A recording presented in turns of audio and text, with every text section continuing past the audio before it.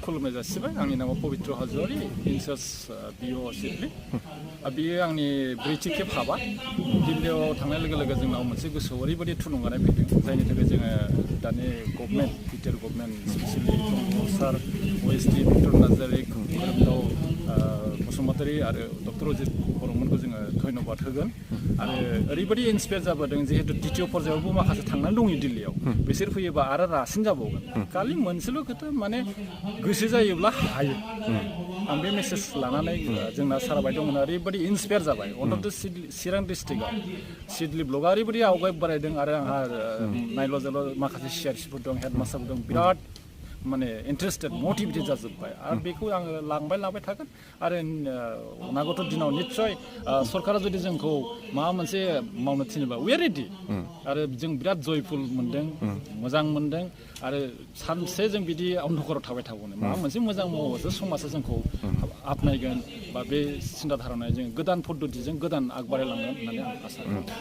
बेथ' गभर्नमेन्टनि सायाव सोनारबाय जेरैनाखि 2016आव बोले दिल्ली गभर्नमेन्टआ बिदि नङामोन केजरिवाल गभर्नमेन्ट फैनाय लोगो लोगो बिराद गिदिर गिदिर बिल्डिं बानायबाय जेनाखि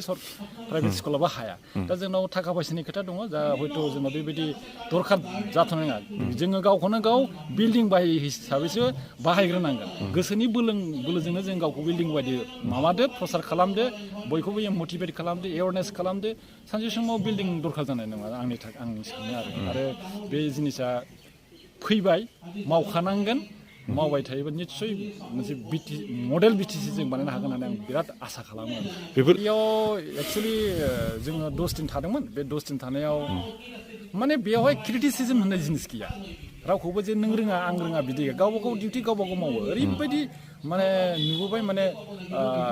साख्रि नालाय साख्रि एकदम जेबो जिनिस मावा बिसोरो टाइम आरो बेयाव टिचार सर्टेजनि खोथाखौ जों नुखाथाराखै आरो भाइस प्रिन्सिपाल साथाम साब्रै थायो दा खोथाया जाहैबाय जोंनाव एडमिनिस्ट्रेटिभ साइडआवहाय स्ट्रं जाग्रोनांगौ आरो ओमफ्राय सेलेक्सन प्रसेसआवबो जाहाथे जिउनिन जायो होमबा जों मोजां टिचार मोनगोन मोजां फिथाइ होनो हागोन दा फोरोंनाया निस्सय बे ट्रेनिं नांबावगोन बिसोरनि मडेल माबायदि फोरोङा बे गोदान 2020नि जेनाखि एनइपि बेयाव हयथ' सोसननानै दङ 2020नि जेनाखि एनइपि बेयाव हयथ' सोसननानै दङ गोबां ट्रेनिं लाबाय दङ आरो साखाफारा जागोन खालि आं नैबेयाव खालि रेगुलारिटि मेइनटेनल' खालामहोगासिनो दं आरो टिचार बायदि मावो खुनु माबाजों लोब्बा थाया बेखौ आं आर'ज गाबदों आरो बेयाव आं बेनि थाखायनो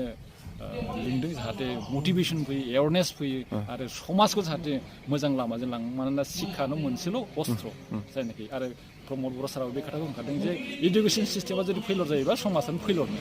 गतिके बेखिनिनो 100% प्रमद सारा आंखौ होनदों नों हागोन आं होनदों आइ एम रेडि खोथाया जाहैबाय जोंनो एसप्रिसिएसन नांगौ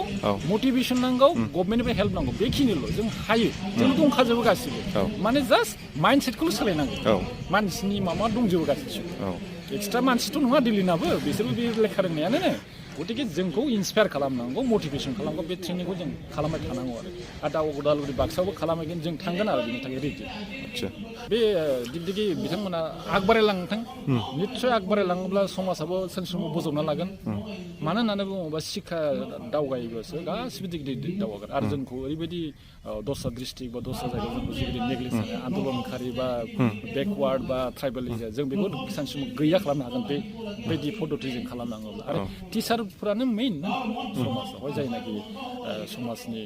50% खामानिखौ मावो ओंखायनो आं सानो बेबायदि खालामबाय थायोबा सानसे समाव बे नेगेटिभिटिया पजिटिभाव फैगोन आरो एकदम डेफिनेटलि फैगोन खिन्थु सरकारा जोंखौ आदर खालामनो रोंनांगोन खनसायनो रोंनांगोन नों ओरैबायदि माव होननानै जोंखौ थागिदा होनांगोन आरो बेखिनि